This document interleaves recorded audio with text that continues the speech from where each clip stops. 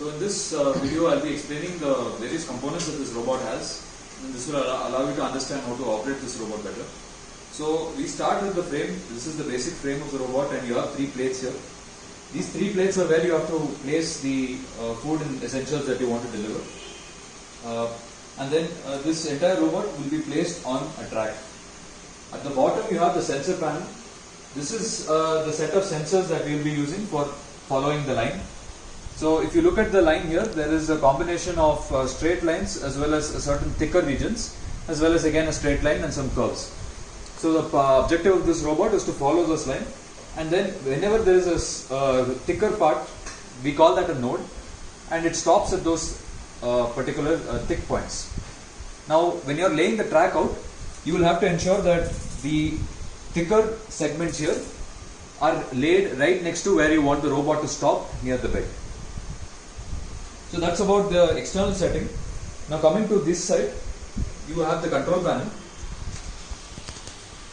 The control panel is where you will be able to enter the commands that this robot will be following.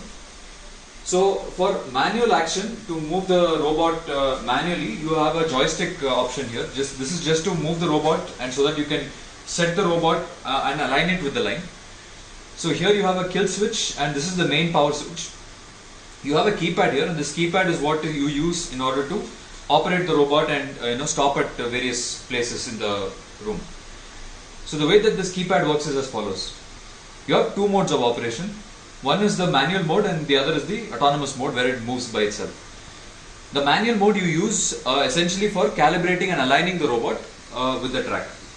So for activating the manual mode, you will have to press 0. And then to activate the autonomous mode, you will have to press A. And then once you are activated the autonomous mode, you will have to enter the room number the bed number that you will have to deliver the food, followed by the letter D. D stands for done. So when you press D, then that particular number that you have entered gets registered. And the keypad is designed to accept up to 2-digit numbers. So if you have 3-digit numbers, then this needs to be reprogrammed. So once you have chosen the autonomous mode, press the bed number at which it needs to stop, and then press D for locking your entry. And then over here you have an ultrasonic sensor, which is essentially used by the patient to confirm that he or she has taken the food from the robot. And this is a non-contact sensor, so we want to prevent any form of contact with the patient during this delivery. So once that patient has taken the food from one of the trays, then he places his arm on over the sensor here, and then that will trigger the robot to move to the next bed. And then we also have an override switch. So in case this is not working, then you can press this.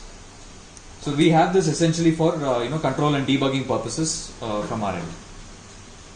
And then on the bottom you have a battery voltage indicator followed by the charger. So the charging port is here, and then you have to plug in the 12-volt charger. It runs and then you need to charge the battery until it reaches to 12.5.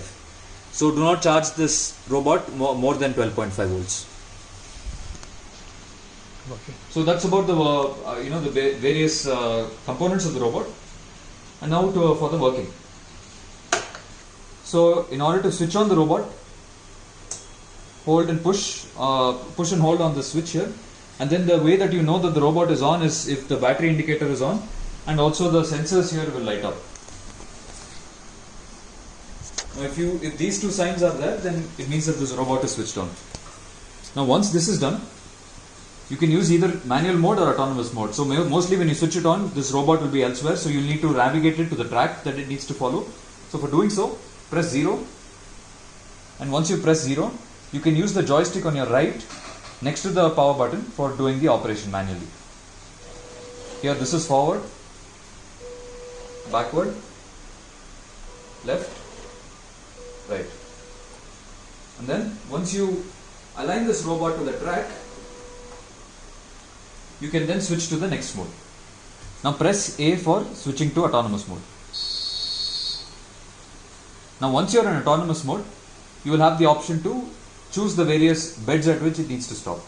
In this track here we have 2 nodes, so I'm going to make it stop at both nodes. So press 1 followed by D, press 2 followed by D. And then for sake of completion, here this control interface can take in at a maximum of 4 nodes at a time. Once you've given the inputs, the robot will automatically start moving. Okay. So this here, as you can see here, there is a thick line, and that thick line, as I explained before, is the node. So this is where the bed needs to be.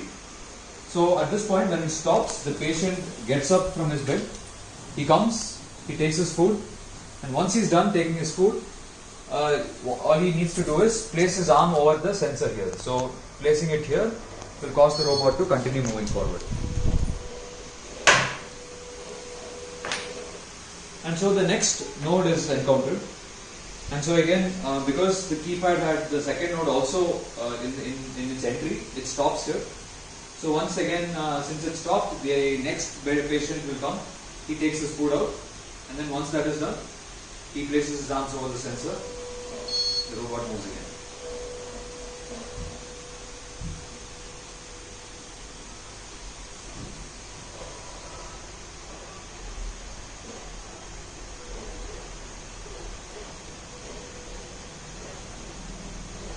And then you can at any point press 0 and you will hear this long beep, and this means that the robot is back into manual mode, and then you can use the joystick to control it again.